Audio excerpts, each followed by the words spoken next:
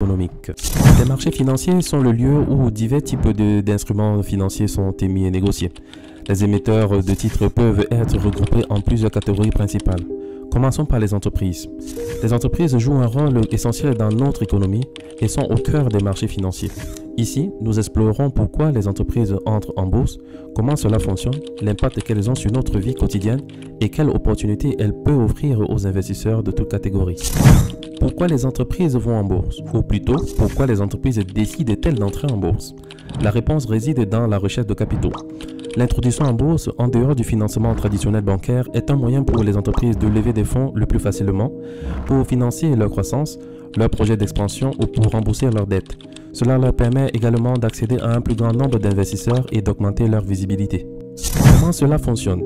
Le processus d'introduction en bourse est complexe mais pas difficile à comprendre. En somme, les entreprises émettent généralement sur les marchés primaires des actions qui représentent une part de propriété dans l'entreprise, des obligations qui sont des dettes contractées auprès d'investisseurs avec une méthode de remboursement dite in fine et parfois des bons de souscription d'actions ou bons d'achat d'actions destinés pour la plupart du temps aux initiés d'entreprise, dirigeants, membres du conseil d'administration, fondateurs et employés clés. Ces titres sont ensuite négociés ou échangés sur les marchés secondaires boursiers. Les investisseurs peuvent les acheter et les vendre en fonction de l'offre et de la demande. Commençons par le marché primaire. Le marché primaire est le lieu où les entreprises émettent pour la première fois leurs actions ou leurs obligations au public et parfois des bons de souscription d'actions. Cela se fait généralement par le biais d'une offre publique initiale appelée IPO. Lors d'une IPO, une entreprise nouvellement créée ou déjà établie décide de vendre une partie de ses actions au public pour lever des fonds. Ces actions sont achetées directement de l'entreprise, ce qui signifie que l'argent va directement dans les coffres de l'entreprise pour financer ses projets et ses activités. Les investisseurs individuels ainsi que les fonds d'investissement ont la possibilité d'acheter ces actions, obligations ou bons de souscription d'actions lors de l'IPO. C'est une occasion unique pour eux de devenir actionnaires de l'entreprise à un stade précoce. Passons à présent au marché secondaire. Le marché secondaire est celui que la plupart des gens associent généralement à la bourse. C'est là où les investisseurs achètent et vendent des actions, des obligations, des bons de souscription d'actions déjà existantes entre eux et des produits d'assurance sur titres. Le marché secondaire permet la négociation continue de ces titres après leurs émissions initiales sur le marché primaire.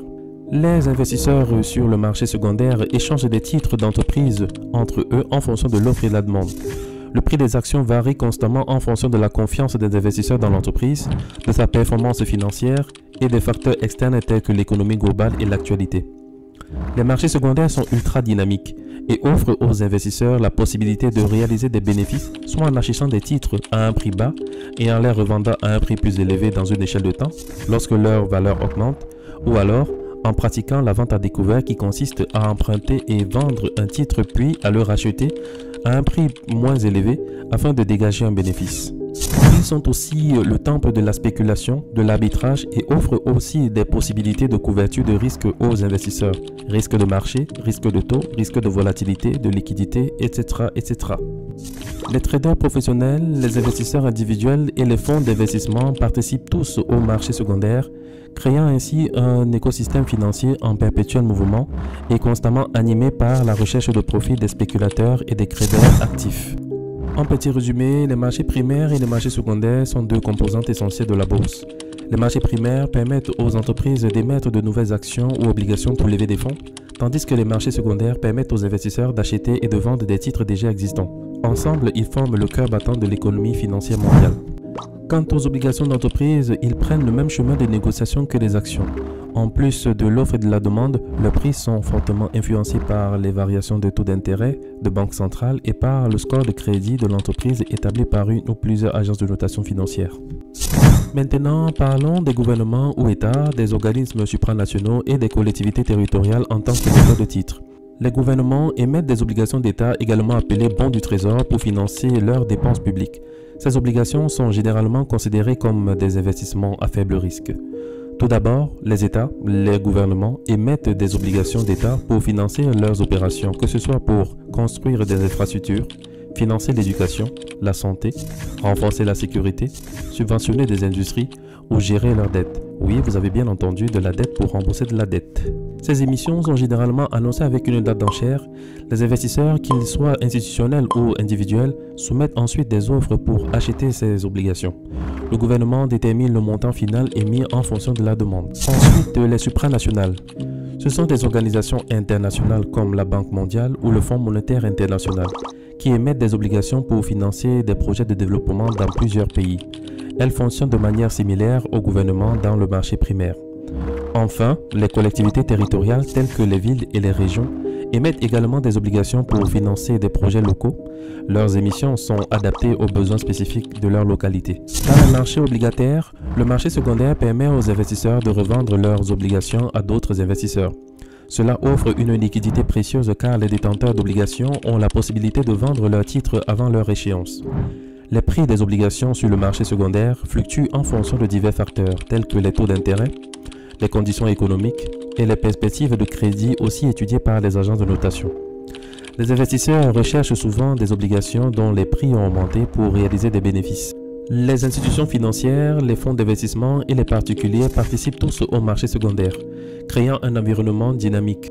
En petite conclusion, l'émission d'obligations d'État, de supranationales et de collectivités territoriales joue un rôle crucial dans le financement des gouvernements et des projets à travers le monde.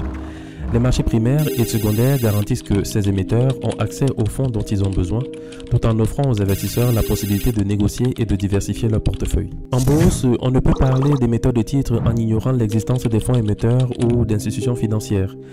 Les institutions financières, comme les banques, les compagnies d'assurance, les sociétés de gestion d'actifs, émettent des titres financiers, notamment des actions et des obligations, pour lever des fonds. Cela ressemble beaucoup à ce que font les entreprises. Dans le marché primaire, les institutions financières annoncent leur intention d'émettre des titres, tout comme les entreprises annoncent une IPO. Les investisseurs, qu'ils soient institutionnels ou individuels, achètent alors ces titres directement de l'institution financière. Cela permet à l'institution de lever des fonds pour ses activités. Sur le marché secondaire, les titres émis précédemment sont négociés entre investisseurs. Cela offre de la liquidité permettant aux détenteurs de titres de les acheter ou de les vendre selon leurs besoins. Les prix des titres sur le marché secondaire fluctuent en fonction de l'offre et de la demande, tout comme les actions d'une entreprise. En résumé, l'émission de titres financiers par les institutions financières est très similaire à ce que font les entreprises. Elles émettent ces titres sur le marché primaire pour lever des fonds et les négocient sur le marché secondaire, offrant ainsi une flexibilité aux investisseurs. En dehors des banques et des compagnies d'assurance, les institutions financières les plus connues qu'on retrouve en bourse sont les OPCVM et les ETP. Commençons par les OPCVM, qui comprennent les sociétés d'investissement à capital variable et les fonds communs de placement. Une SICAV est une société d'investissement qui émet des actions à capital variable. Les investisseurs achètent des actions de la SICAV et l'argent collecté est investi dans un portefeuille diversifié d'actifs tels que des actions, des obligations ou d'autres instruments financiers. Un fonds commun de placement est un fonds géré par une société de gestion d'actifs. Les investisseurs détiennent des parts du fonds et l'argent est également investi dans un portefeuille diversifié. Contrairement aux SICAV, les parts des fonds communs de placement ne sont pas négociées en bourse, mais elles sont rachetées directement par la société de gestion. Passons maintenant aux produits négociés en bourse ou ETP, qui comprennent les ETF, les ETN et les ETC. Un ETF est un fonds d'investissement coté en bourse. Il est conçu pour suivre la performance d'un indice, d'une matière première ou d'un panier d'actifs. Les ETF se négocient comme des actions sur les marchés boursiers et offrent une grande liquidité aux investisseurs. Un ETN est une note négociée en bourse émise par une institution financière. Contrairement à un ETF, les ETN ne détiennent pas réellement les actifs sous-jacents. Ils offrent une exposition à un indice ou à une stratégie d'investissement et la valeur dépend de la performance de l'indice ou de la stratégie. Enfin, un ETC est similaire à un ETF, mais il est conçu pour suivre le prix des matières premières telles que l'or, l'argent ou le pétrole. Les ETC détiennent généralement les matières premières physiques et les contrats à terme pour les représenter. OPCVM et ETP offrent aux investisseurs une diversification instantanée et un accès à une large gamme d'actifs, qu'il s'agisse d'actions, d'obligations, de matières premières ou d'indices. Cependant, il est important de noter que chaque type d'instrument financier a ses avantages et ses inconvénients en termes de coûts, de liquidité, de fiscalité et de gestion. Les OPCVM et les ETP sont des produits financiers puissants pour les investisseurs cherchant à diversifier leur portefeuille et à tirer parti des marchés financiers. Ils offrent différentes approches pour accéder aux marchés et aux actifs. Il est crucial de faire des recherches approfondies et de consulter un conseiller financier avant de prendre des décisions d'investissement. De manière générale, l'entrée en bourse des entreprises a un impact significatif sur l'économie. Cela encourage l'investissement, favorise l'innovation et crée des emplois. Les entreprises cotées en bourse ont un accès plus facile au capital, ce qui stimule leur croissance. De plus, elles sont souvent plus transparentes et réglementées, ce qui renforce la confiance des investisseurs. Cependant, être coté en bourse n'est pas sans défi. Les entreprises doivent rendre des comptes aux actionnaires et aux créanciers, tandis que les gouvernements et organisations et collectivités à leurs créanciers uniquement, ce qui peut parfois mettre une pression excessive sur les dirigeants pour atteindre les objectifs trimestriels et à long terme. De plus, elles sont soumises à une réglementation stricte et à la volatilité des marchés. En tant qu'investisseur, participer à la bourse offre l'opportunité de posséder une part d'entreprises prospères. Vous pouvez investir dans les actions pour participer aux bénéfices et à la croissance de ces entreprises. Vous pouvez également opter pour des obligations ou des actions à dividendes constants pour des revenus réguliers. Et voilà, nous avons plongé dans le fascinant monde des émetteurs de titres financiers en bourse, des géants mondiaux aux startups innovantes. Les marchés financiers sont le théâtre de l'économie mondiale où les entreprises, les États, les organismes supranationaux, des collectivités territoriales, des institutions financières, des SPAC et des startups se disputent une place sous le feu des projecteurs. Chacun de ces acteurs a sa propre histoire, ses propres motivations et son propre impact sur le monde financier en constante évolution. Alors, que vous soyez un investisseur averti ou simplement curieux de comprendre comment le monde de la finance fonctionne, rappelez-vous que derrière chaque titre financier se cachent des opportunités, des risques et des histoires à découvrir. N'oubliez pas de nous faire part de vos commentaires, de liker cette vidéo si elle vous a été utile et assurez-vous de vous abonner pour ne rien manquer des futures explorations financières passionnantes. Le monde des émetteurs de titres financiers en bourse est vaste et captivant, alors restez à l'écoute pour en savoir toujours plus. Merci de nous avoir rejoints aujourd'hui et à bientôt pour de nouvelles aventures financières. C'était Côte Capital et je vous dis à très vite.